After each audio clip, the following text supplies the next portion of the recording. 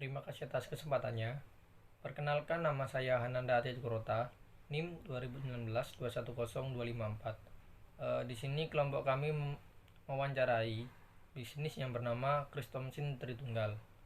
Jadi Kristomsin Tritunggal ini yaitu usaha bisnis di bidang mebel di daerah Malang yang beralamatkan di Jalan Pratu Pujiman nomor 27, Turen Sedayu, Jawa Timur. Usaha bisnis ini dimulai pada tahun 1996 dan didirikan oleh Johannes Julius Krimer. Tetapi dulu bisnis ini sempat berhenti dan mulai aktif kembali, tetapi berhenti kembali karena ada kasus pandemi corona pada awal tahun lalu. Dan sekarang mulai beroperasi kembali. Bisnis ini bergerak di bidang mebel yang memproduksi kursi rustik. Jadi kursi rustik ini yaitu karya kontemporer yang terbuat dari limbah-limbah kayu dari pabrik-pabrik kayu yang besar di daerah Malang.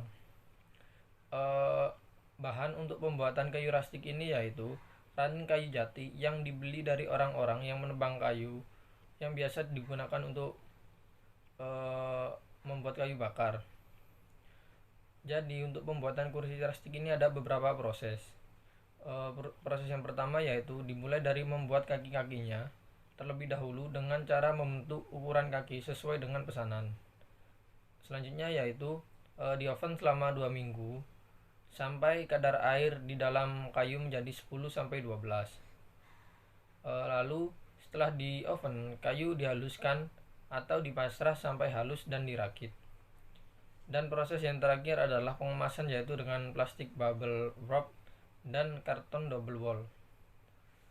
Bisnis Kristomsin Tritunggal ini memasarkan produknya dengan cara mengikuti pameran dan menawarkan beberapa album katalog yang nantinya akan dikirim ke beberapa teman bisnis yang berada di Asia, Eropa, dan juga Amerika. Untuk target konsumen dari bisnis ini adalah orang-orang di luar negeri yang menghargai dan mengerti arti seni. Jadi Kristomsin Tritunggal ini mempekerjakan anak-anak dan juga orang dewasa yang memiliki skill yang bagus dan jiwa seni yang tidak membutuhkan pendidikan yang terlalu tinggi. Jumlah karyawan yaitu 28 yang rata-rata memiliki skill untuk membuat kursi rustik. Sekian presentasi dari saya. Kurang lebihnya mohon maaf, dilanjutkan oleh rekan saya. Terima kasih. Assalamualaikum warahmatullahi wabarakatuh. Terima kasih atas kesempatannya. Perkenalkan, nama saya Kalisaristi Bani Rahmat dengan NIM 2019-210285. Nah, di sini saya akan menjelaskan mengenai biaya-biaya apa saja yang dikeluarkan oleh UKM Christopher Tunggal dalam 1 bulannya. Yang pertama ada biaya air, biaya listrik, biaya konsumsi, upah pekerja, pembelian ranting jati, plat besi, biaya bensin untuk membeli ranting jati, biaya bensin untuk membeli plat besi, biaya pengemasan kardus, biaya pengemasan plastik, lalu ada kuota, biaya pengiriman menggunakan kontainer, dan juga upah pekerja. Nah, selanjutnya saya akan menjelaskan mengenai klasifikasi biaya-biaya yang sudah saya sebutkan tadi, termasuk ke dalam biaya langsung, tidak langsung, biaya tetap, variabel, atau semi variabel. Nah, langsung saja, biaya yang termasuk ke dalam klasifikasi biaya langsung dan tetap. Biaya tetap langsung yang pertama adalah biaya konsumsi dari para pekerja, dan yang kedua adalah biaya pengiriman menggunakan kontainer. Mengapa? Karena yang pertama, biaya konsumsi memang sudah ditetapkan setiap bulannya itu berapa bagi usaha Christopher Tunggal. Dan yang kedua, biaya pengiriman kontainer ini karena saat pengiriman kursi itu pasti secara tidak langsung kita menyewa 1 kontainer untuk mengirimkan kursi-kursi tersebut, dan itu sudah tetap harganya. Nah, yang kedua adalah biaya variabel langsung. Nah, biaya variabel langsung ini termasuk yang pertama ranting jati, plat besi, selanjutnya biaya pengemasan kardus, dan juga biaya potongan akar jati. Nah, mengapa biaya-biaya tersebut termasuk ke dalam biaya variabel dan langsung? Karena total dari biaya tersebut berubah-ubah seiring dengan produktivitas dari usaha tersebut atau seberapa banyak produk yang diproduksi oleh perusahaan tersebut. Jika produksinya dinaikkan, pastinya juga total dari biaya bahan-bahan ini juga akan berubah, otomatis naik. Nah, mengapa langsung? Karena ranting jati dan akar jati serta plat besi serta kardus itu kita bisa menelusuri kira-kira satu kursi itu terbuat dari berapa akar jati atau ranting jati yang dibutuhkan dan juga plat besi yang ada di dalam satu kursi. Nah, untuk pengemasan kardusnya sendiri, karena memang satu kursi itu dikemas oleh satu kardus. Nah, selanjutnya yang termasuk ke dalam biaya variabel tidak langsung, yaitu biaya pengemasan plastik. Mengapa? Nah, lagi-lagi biaya plastik ini juga dipengaruhi oleh seberapa banyak produksi yang dihasilkan oleh usaha Christopher Tunggal ini dalam pembuatan kursinya.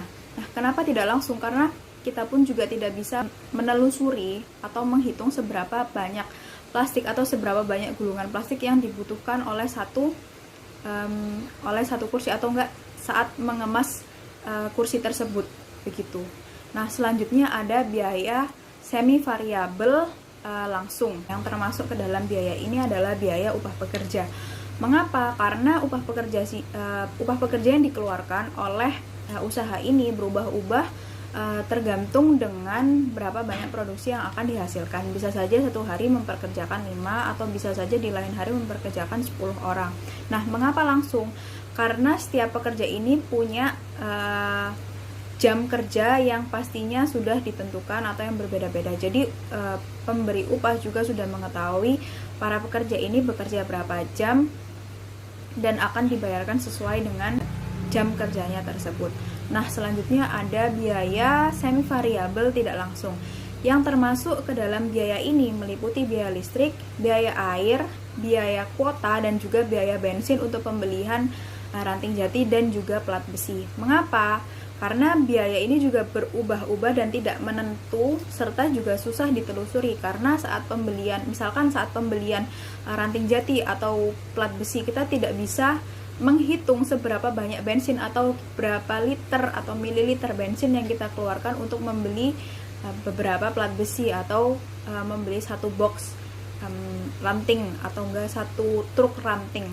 Nah, untuk kuota pun saat melakukan promosi kita juga tidak bisa menghitung seberapa banyak giga atau misalkan MB yang dikeluarkan oleh marketers dari atau para pelaku usaha dari usaha ini untuk mempromosikan